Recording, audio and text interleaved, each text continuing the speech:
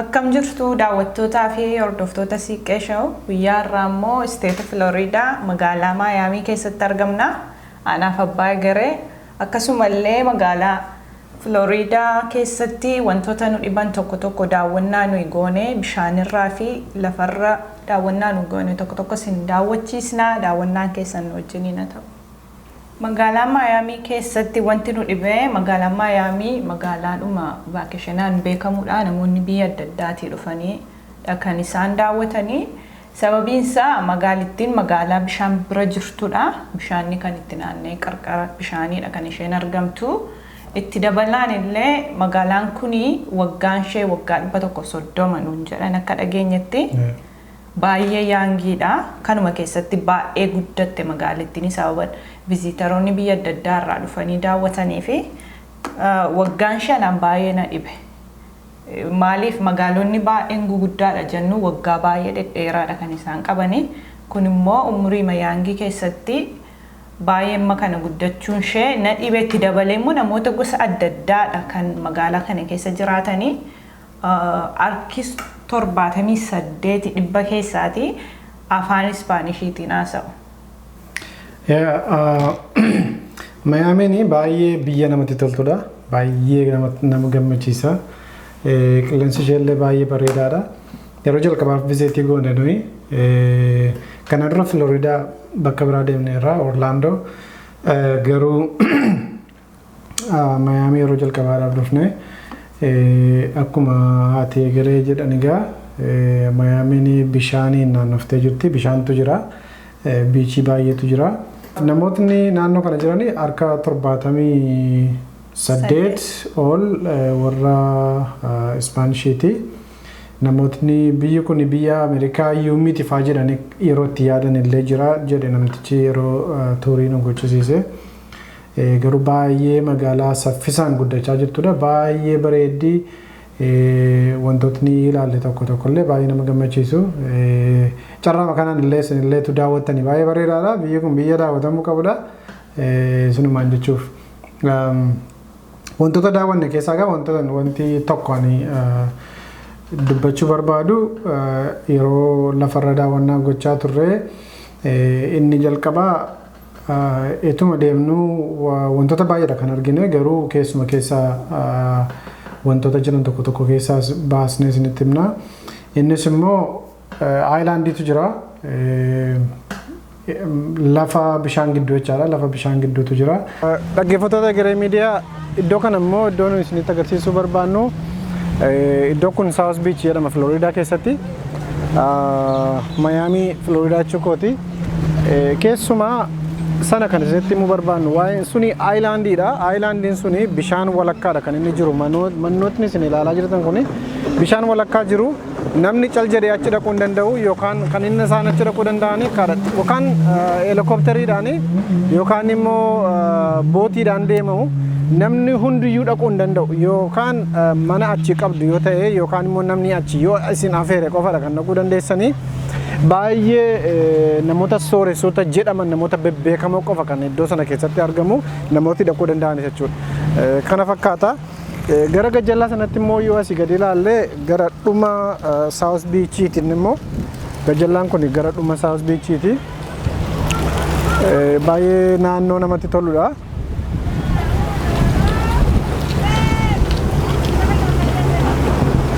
Namoota hedduutu naannoo kanatti argamee wanta kana daawwata.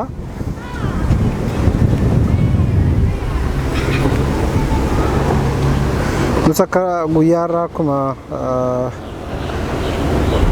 ilaalaa jirtanii tuuriirra jirra. Biyyi kun maal akka isheen fakkaattu baruudhaafi mannootni isin ilaalaa jirtan kun egaa manoota sila isinitti hime aayilaandii irratti warra argamanidha. Aayilaandiin kun egaa bishaan walakkaa jirti jechuudha manni kuni. Akka carraa bishaan kun yoo guute egaa akkam akka inni ta'u illee hin beekamu. Namoota baay'ee sooressoota warra jedhaman qofa kan naannoo sana keessa jiru jedhama. Akka oduu himaan keenya nuun ga'etti kana fakkaata naannoon kuni.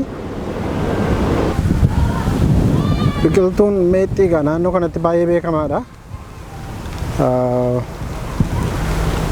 Lafa xiqqoo akka ho'aa jedhamutti baay'atu waan ta'eef State kun gaa Sunshine State jedhama.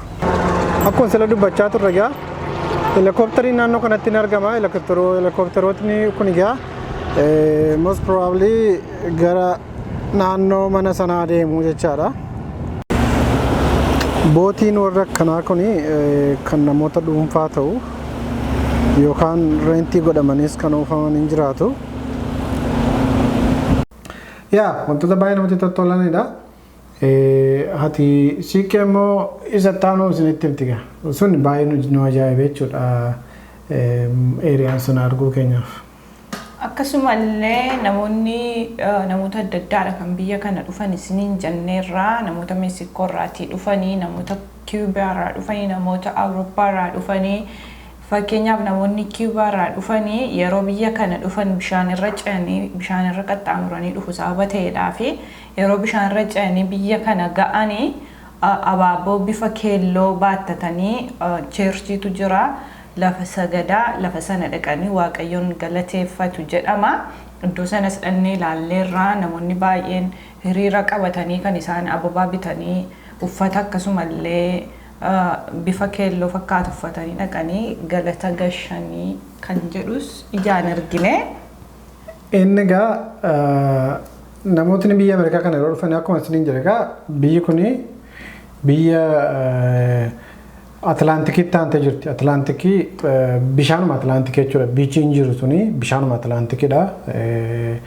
Bishaan Atlantikii kanarraa dooniidhaan dhufu biyya kana. Biyya Ameerikaa galuuf jechuudha. Kiubaarraa, Meksikoorraa, iddoo adda addaati gara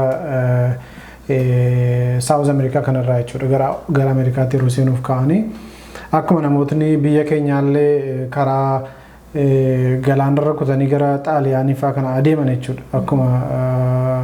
Akkuma sana asiis immoo gara South America irraati yeroo gara Ameerikaa seenuuf ka'anii gara United States jechuudha. Yeroo seenuuf ka'anii galaanarra dhufu. Galaanarra yeroo dhufan egaa Florida kana kan lafatti dhiyaatee jiru karaa sana seenu jechuudha. Yeroo seenanii waldaa tokkotu jira. Waldaa tokko nutti argisiisanii. Waldaan kuni baay'ee waldaa Kaatolikiiti. Biyya keenyaallee nuugii jedhama isa daraaraan isaa keelloo fakkaatu ka gommaa wayii sana keelloo nuugii jedhu biyya keenya asii wanta akkan jedhamullee hin beeku sunflower natti fakkaata kan jedhamu Ingiliffaani. Waan akkasii sanatu gurgurama bakkee sana keessatti isa qabatanii dhaqanii waldaa sanatti yeroo jalqabaaf yeroo dhufanii waldaa sanatti galata galchu akka galateeffachuu nagaadhaan lafarran ga'ee Ameerikaan seenee waan jedhu natti fakkaata wanta diteelii isaallee hin beeknu garuu namoota achi dhaqan illee uffata keelloo fa'aa shamizii kana uffatanii akka deeman illee in argine jechuudha qaamuma ofuma keenya yeroo viziitii goonu argine. Kun baay'ee nu ajaa'ibe namootni yeroo galaanarraa gara Ameerikaa seenanii akka waaqayyoon galateeffatan illee argisiisa. Trees right here, they are royal palms. Royal palm is Cuban national tree. Estas palmas que están aquí son palmas reales, que es el árbol nacional de Cuba.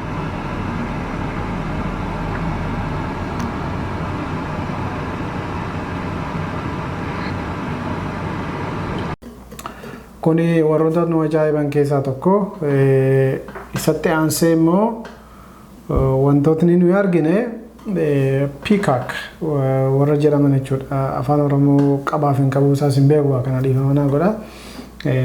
Peacockiin kuni bakka hundumaa jirti. Naannoo tokko ilaalle naannoon suni naannoo baay'ee greeniidha. Eeriyaa Florida keessaati baay'ee iddoo Florida tun ta'e Miami keessa baay'ee iddoo greeniidha. Iddoo magariisadha. Iddoo magariisa sana yeroo daawwanne peacockiin iddoo hundumaa jira. Bakka hundumaa akkuma viidiyoo irraa amma ilaalaa jirtan kana bakka hundumaatti argitu jechuudha. Yeroo deemtanii yeroo as gortanii yeroo achi gortanii manarra mana jala karaarra guutanii jiru. Inni baay'ee nu ajaa'ibsiise maaliif peacockiin iddoo hundumaatti hin argamu waan ta'eef tokko kana jechuudha. Kun wantoota lafarratti argina keessaa tokko kan biraa wanti lafarratti argine wanta itti dabaltu jira. Wanta lafarratti argine waa'ee peacockii sanadha. Baay'ee bareeddii uumamti isheellee baay'ee addadha. baallee ishee yeroo isheen akkas diriirfatteertu sargineerraa yeroo isheen baallee ishee keessatti sassaabbatteertu sargineerraa yeroo isheen aduu qammadduus yeroo isheen ciistee aduu qammattus baay'ee namatti tola baay'ee uumama waaqayyoo keessaa tokkodha baay'ee manuu dinqee ilaalle. Charles Peacock. They are known as the developers of this community. They came from England. In the 20s, they established here and they built part of the neighborhood and the first hotel in Coconut Grove, Park View Inn. So the attraction here, the mansions, this is another of the best places to live in Miami. The vegetation, like I told you before, like the greenest area in the city, and the peacocks. That may be by coincidence, but probably people who start living in this neighborhood, in honor to Isabella and Charles Peacock, they start bringing these beautiful birds, and there's peacocks living wild in the whole neighborhood. So as we drive through the neighborhood, I try to find some spots to see the peacocks. Coconut Grove looks completely different to the rest of the city. So it's like a jungle in the middle of the city. And it's only 15 minutes from downtown, from the beach, and so different at the same time. It's like living in a different city. The oldest constructions is the one that you can see with the coral rock walls. And some of the new constructions, they kept these walls, which is something common in this area. The coral rock walls. Bakka majirru Little Havana jedhama. Little Havana magaalaa warra Cuba namoota Cubaatu baay'ee asitti. Bunni isaanii baay'ee beekamaadha jedhama. Kun amma kan isaan agarsiisu buna. Kun immoo warshaa isaati. Warshaa buna daakuu jechaadha. Bunni isaa akkuma baabura biyya keenyaa fakkaata. Akkuma ilaaltan egaa baabura biyya keenyaa asiin itti naqamee gajjallaa sanaan immoo daakunsaa karaa kanaa ba'a jedhamee yaada. Kana fakkaata egaa kunis qodaa bunaati.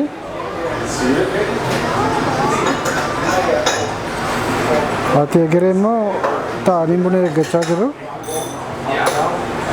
Buna ajajannee jechaadha. Gosa adda addaa qabu bunni isaanii buna biyya keenya wajjin wal fakkaata. Kun espresso biyya keenya wantoota fakkaatan kun jiru. Cuban coffee jedhama. The house of Cuban coffee akkuma argaa jirtani.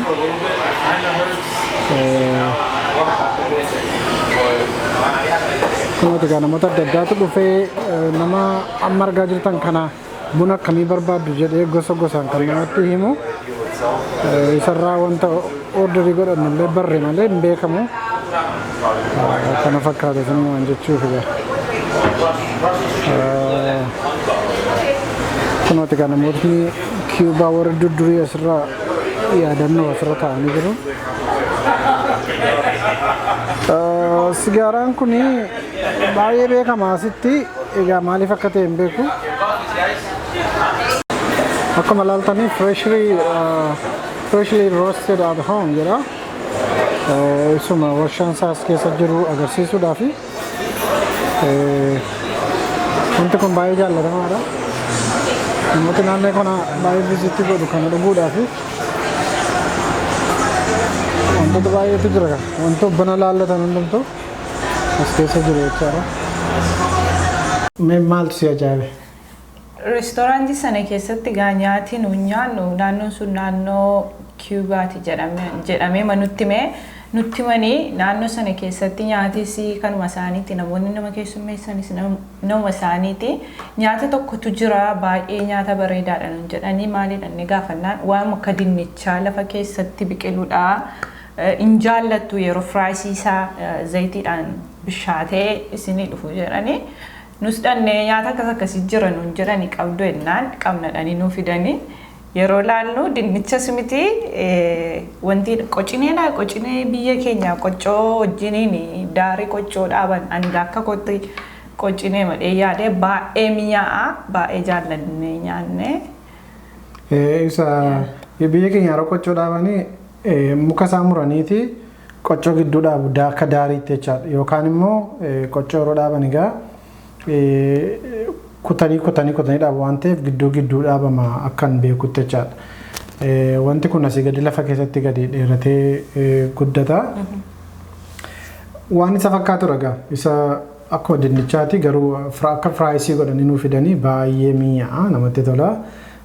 Wanta haaraa teestii goone jechuudha garuu haati siiqqee immoo wanti kun isa qoccoo gidduu dhaaban fakkaachuu ta'uu nooluu kan jedhu yaada qabdi. Egaa dhugaaf saba ta'uu isaan beeknu. Isa gaa reestooraantii sana keessatti kan biraan immoo baay'ee muuziqaa baay'eetu jira warra Ispaanishii. Afaanii warra Kiyubaa ta'a gaa hin beeku warri Kiyubaa afaan Ispaanishii makana haasa'u natti fakkaata. Baay'ee ho'isaniiti kan isaanii reestooraantii kana keessatti nama keessumsiisanii.